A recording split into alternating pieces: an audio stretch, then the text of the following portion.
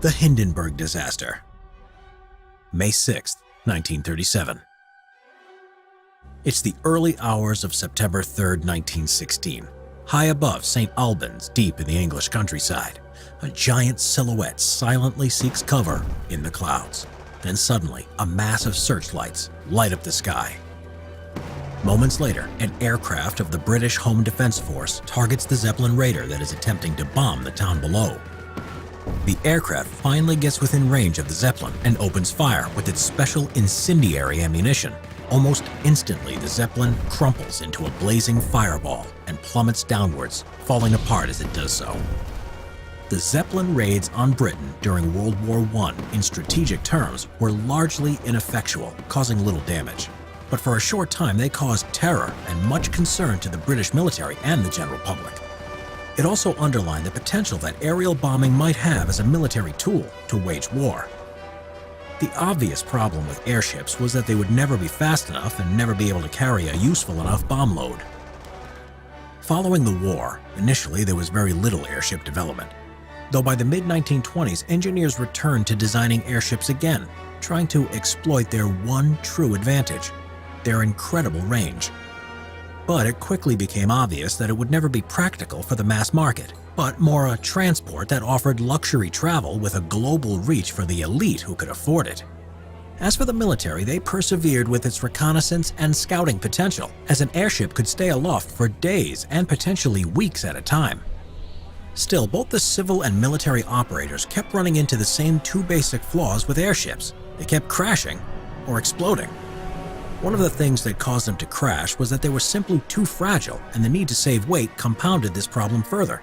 As for exploding, their use of highly flammable hydrogen may seem to be an odd choice, but it was cheap and readily available. The only real alternative was helium. Though this was relatively safe, it was very expensive and not so readily available. After several disasters, all the major nations started to turn their back on the airship concept, seeing it as unworkable.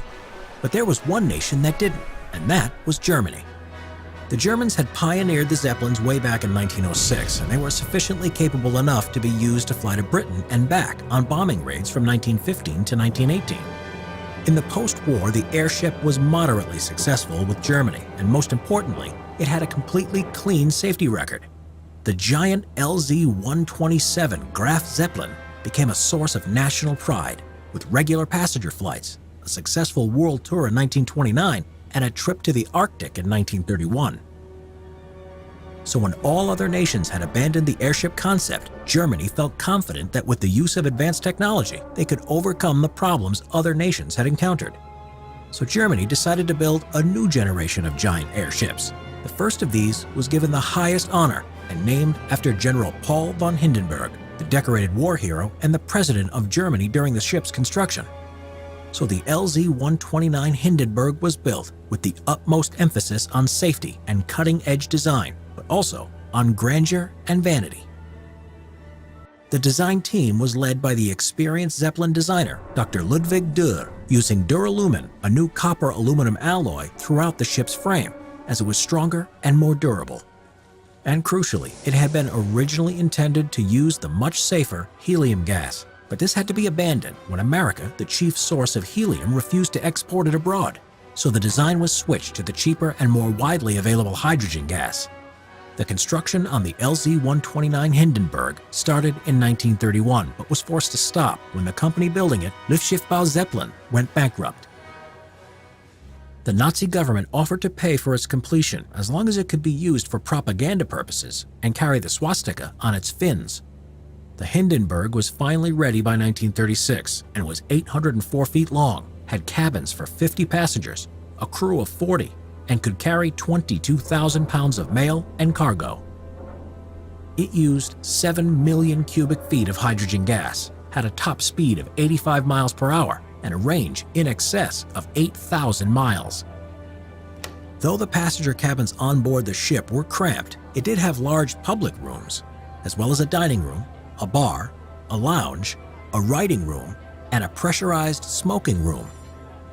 Throughout, it was opulently decorated with stylish design features. It was most definitely aimed at the privileged and powerful in society, offering only a first-class service. The cost of a one-way transatlantic ticket was $400, about $7,145 in today's value. In 1936, it started to make transatlantic flights to the United States and took part in propaganda events for Reich Ministry for Public Enlightenment and Propaganda, like the Berlin Olympics.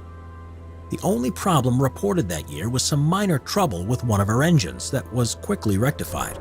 On May 3, 1937, the Hindenburg set out from Frankfurt in Germany on a 3-day, 3,900-mile trip to Lakehurst, New Jersey in the United States.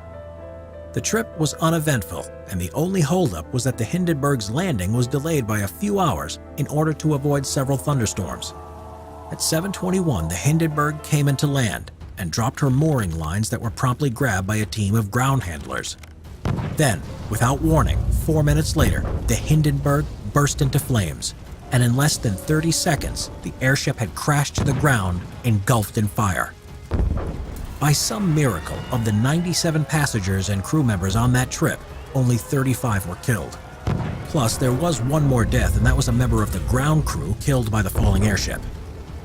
The majority of those killed were sadly burnt to death, while a few died while trying to escape while jumping from the airship when it was still high above the ground. Virtually all of the crew inside the hull were killed. As for the passenger decks and the compartments attached below, as the airship came crashing down, it had landed on its starboard side, therefore allowing the majority of the passengers and crew on the opposite side, the port side, to escape. The people on the starboard side were far less lucky. A light wind pushed the fire away from the port side towards them.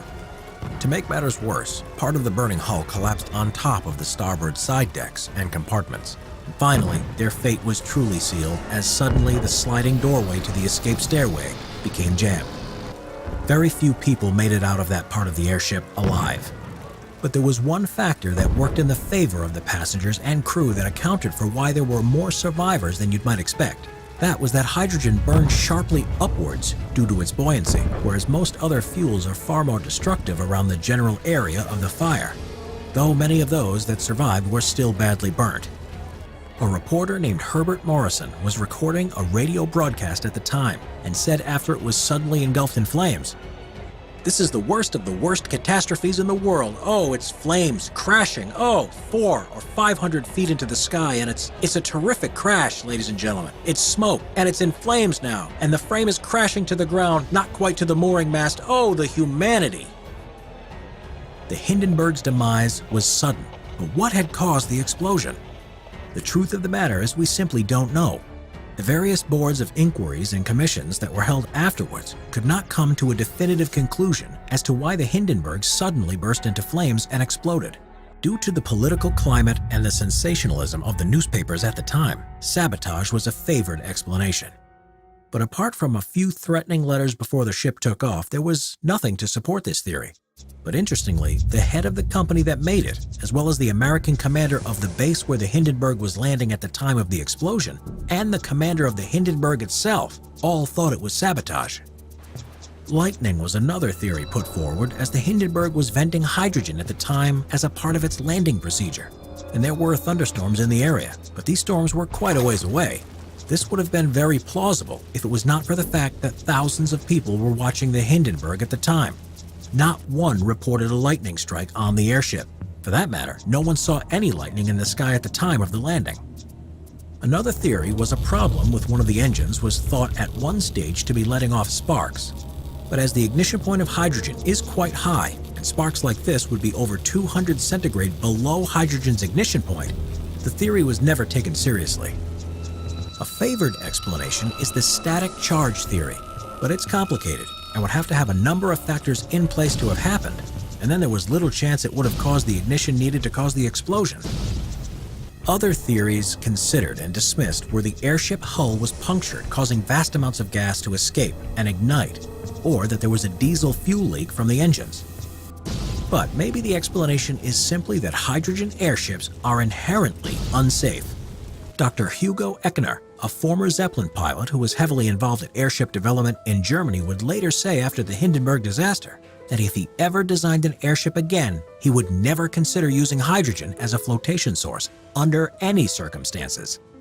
But there would be no more airships after the Hindenburg disaster, as the military and the public lost confidence in the whole concept, and the last great airship, the Graf Zeppelin II, sister ship to the Hindenburg, was scrapped in 1940 and was used to build German wartime fighter aircraft.